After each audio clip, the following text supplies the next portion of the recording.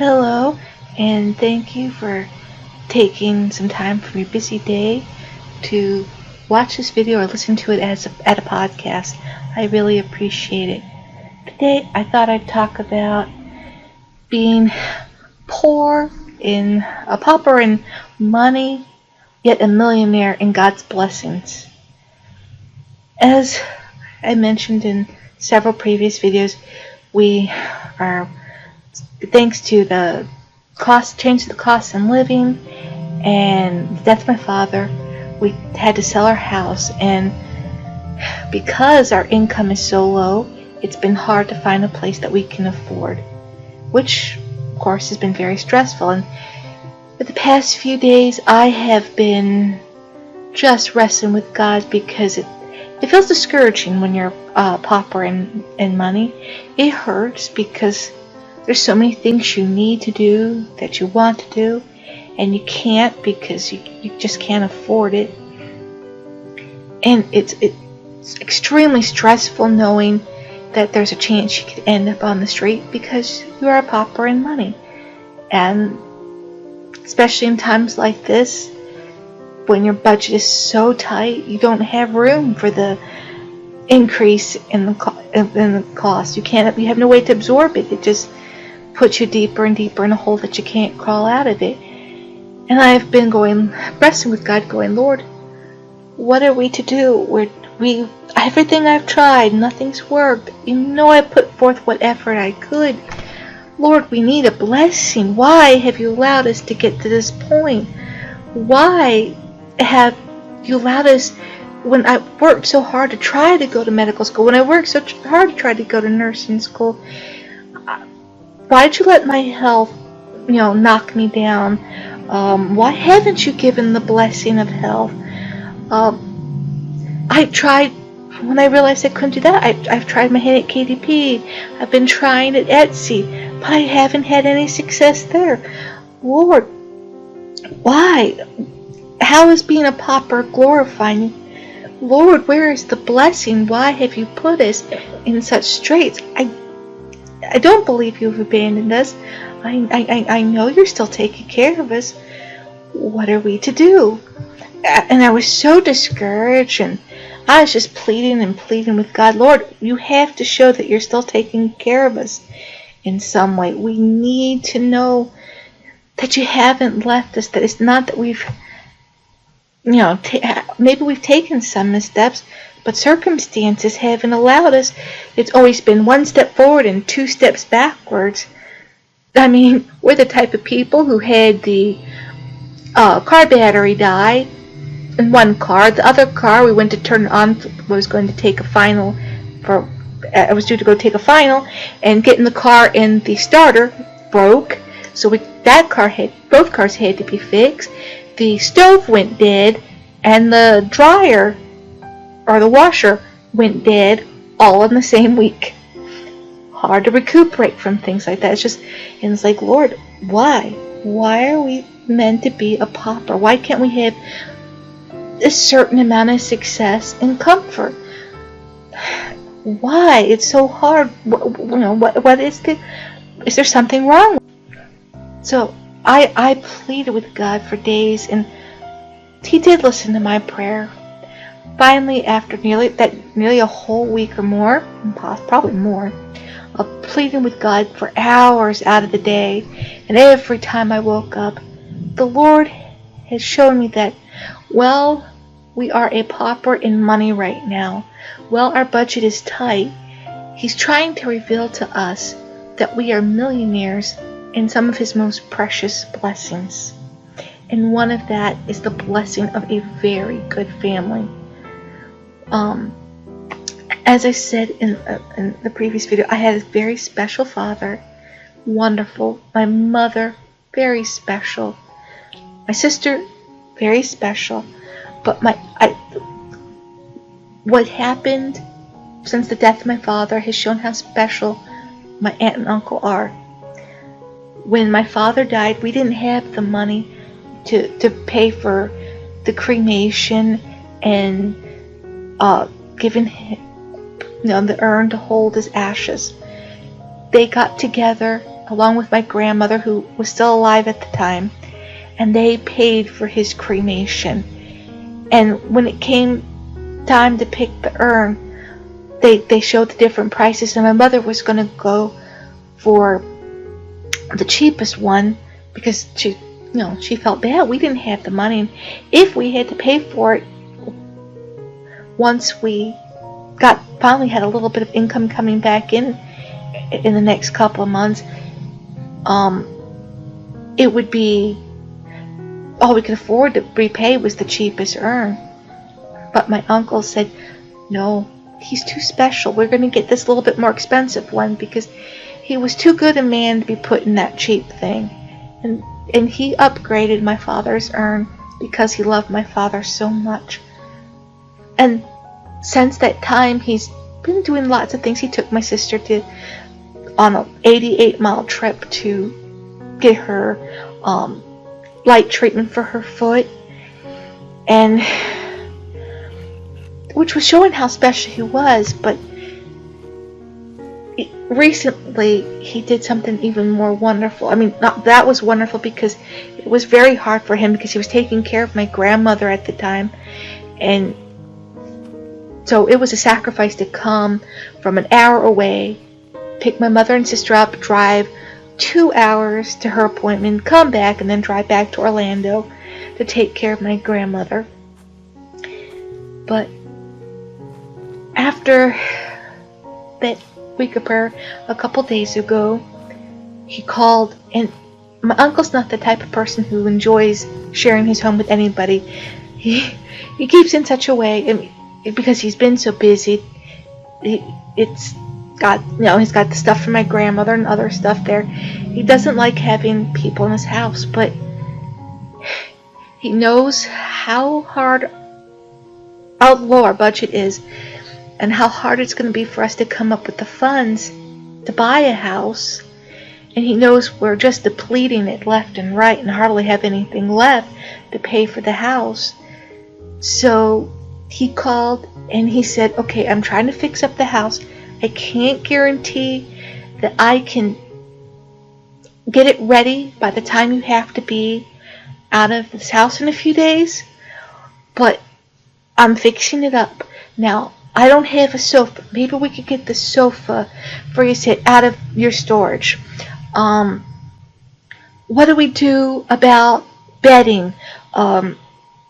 You're going to come by the time I come pick you up, and we pack everything up and make the trip.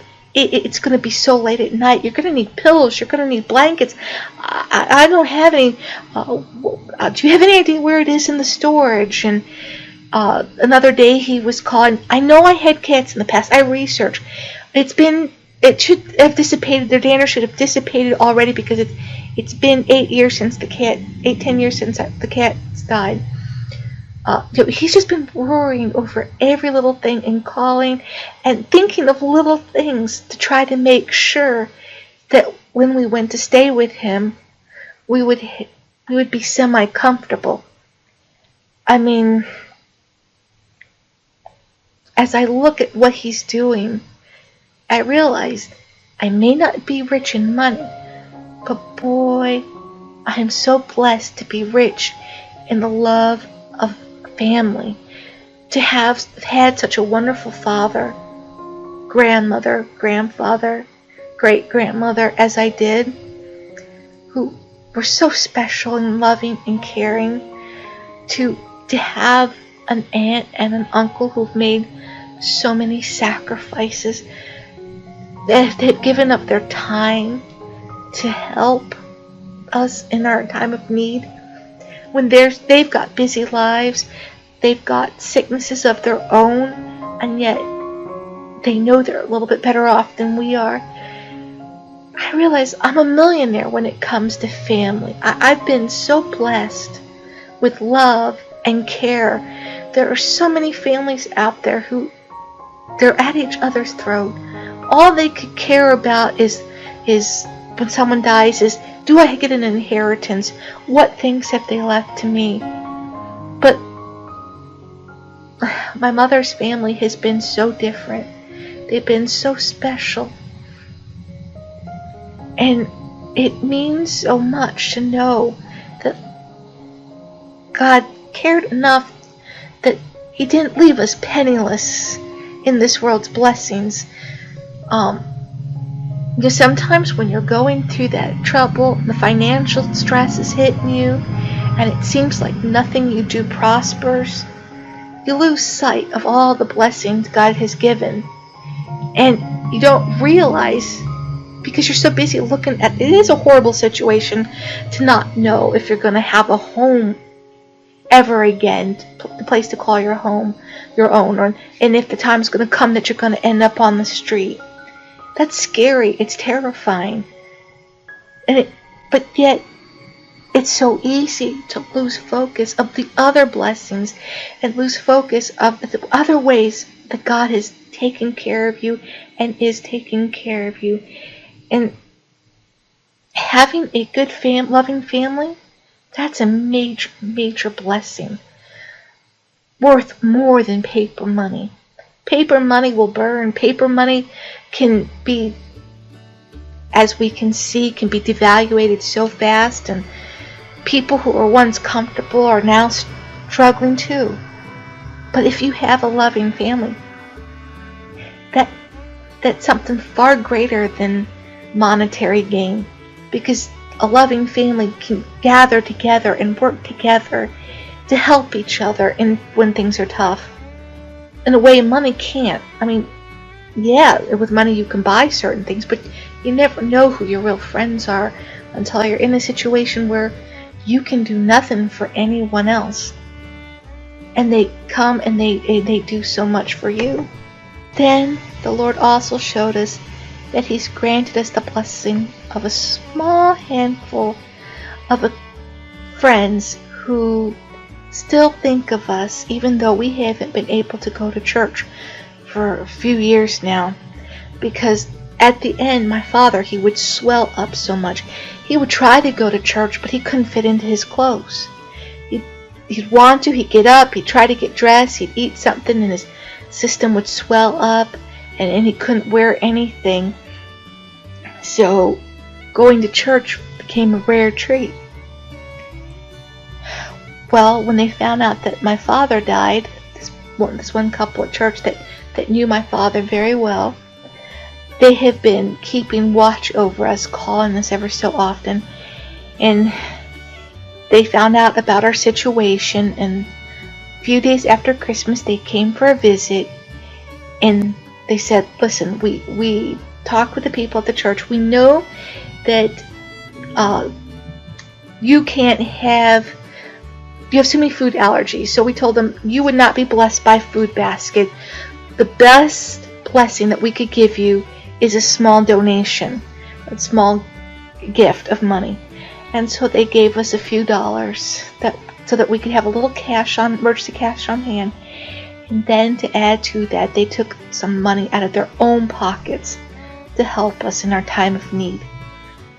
And that touched us so much, because we haven't been able to go to church. It's not that we haven't gone to church. Our church has been at home. We've been watching. YouTube has been our church where we can watch sermons and stuff. But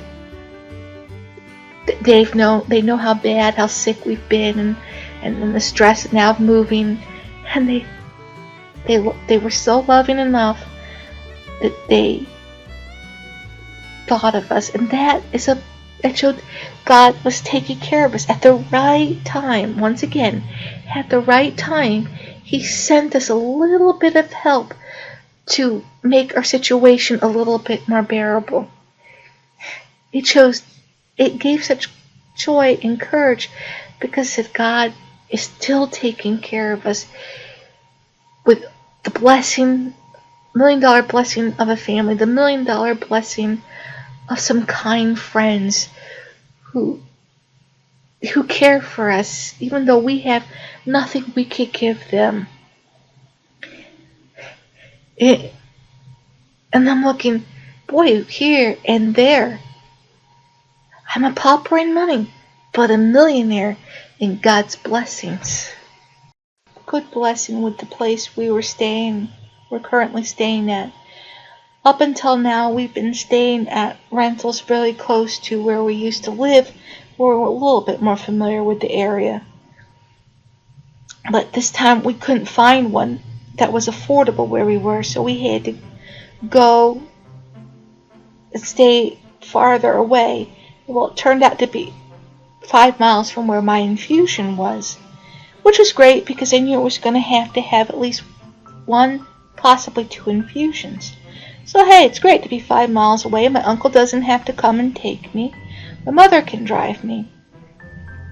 Well, when I got to my appointment for the infusion, they said we've had to change your medicine again for the 5th time to brand new iron. Hopefully this one won't be a problem. It's a low dose iron.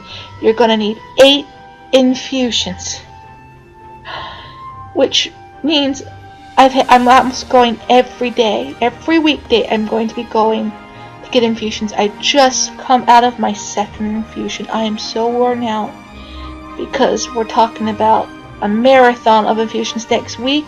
I'm going to have 4, possibly 5 infusions, with 1 or 2 the week of our last day in the house, which might give me a day or 2 before I have to drive to who knows where, whether it'll be my uncle's house or some hotel or some other place.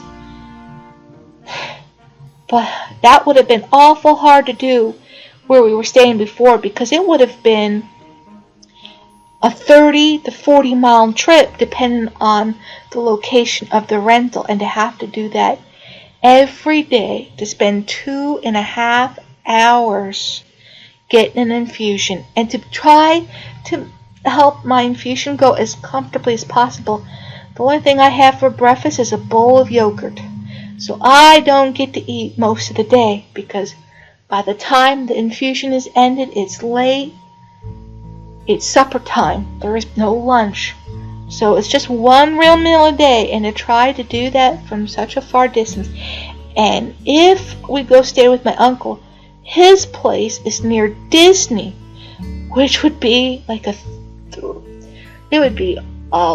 super long 2-hour trip. One way to get the infusion, then a 2-hour trip back. I don't think I could do that for 8 trips. That would just have been too much. So the Lord worked it out that I had just enough time to try to get them all, if at all possible, all of them out of the way before we have to move. And it's so funny, when we got here, we were so frustrated because the internet didn't work real great. There weren't so many pots and pans for cooking. That's been making cooking hard. It's right on top of the major road, so it's not peaceful, it's not quiet, it wears the body out. And we're like, Lord, why did you put us here? Well, except to show us a little bit of some of the things we wouldn't like, that we don't want to live on top of a major road. We want a quieter road. We couldn't handle that. So it had the blessing of showing us a few things, but the real blessing proved to be, I don't have to worry about the iron infusion so much. Because it's a drain. I am so exhausted, and it's only been 2 infusions, and next week it's 4 or 5. I'm going to be a basket case by the end of the week, because my body and iron infusions do not get along well. After my last iron infusion, I had a mini stroke. One of the iron, so they changed it. That's why they changed it to this current one I'm taking. The one before that, they had to stop in the middle of the fusion because I got so nauseous. I was shaking like a leaf. My heart was racing, and I was having some type of reaction, so they had to stop it. It's been a battle. When I first came in, I told them I have trouble with iron. That's why my previous hematologist used to send me to the hospital to get the infusion, because there's such a problem, and my body doesn't like iron. And the nurse had chuckled. Well, now she goes, you're right. Your body does not like iron. It has a problem with it. And the worst part is, I have to get these infusions every 4 to 6 months So it's a constant battle of climb up the iron ladder and slide back down. And I'm so grateful that for this round, knowing how heavy it's going to be, I don't have to travel far because, I could not have handled that long trip so many days in a row. And my mother couldn't have driven that distance, and my uncle couldn't have driven all that distance. And 8 trips would have been a lot to ask. So hopefully, by the grace of God, I can get it done and over with. And it shows once more that in so many ways, I might be a pauper in money, but I'm a millionaire in God's blessings. Blessings that you don't always recognize. Sometimes what you think it might be is a curse. It just doesn't seem to be working. There's this problem and that problem at the rental. But yet, God worked it out, being the right location for the infusion, because He knew that was going to be the greater need. He showed us that, yes, money is tight. We're going to be pulled to our wits' end, but at the right time, He will send a little financial blessing to help us so that we're not totally destitute. He's shown that through little things, He's blessed us with a good family. He's blessed us in so many ways. Well, we get discouraged, and sometimes we're in danger of losing sight. If He does answer our prayer and show us that He's taking care of us and saying His care is far greater than having all the millions of dollars this earth can offer. Sure, I would love to have my Etsy shop take off. I would love to have my YouTube channel take off and earn money. But I'm a millionaire in God's blessings, and that's better than anything this world can offer. I hope that this inspires you to count your blessings and see how God loves you. And He's taking care of you. Have a blessed day. Goodbye for now.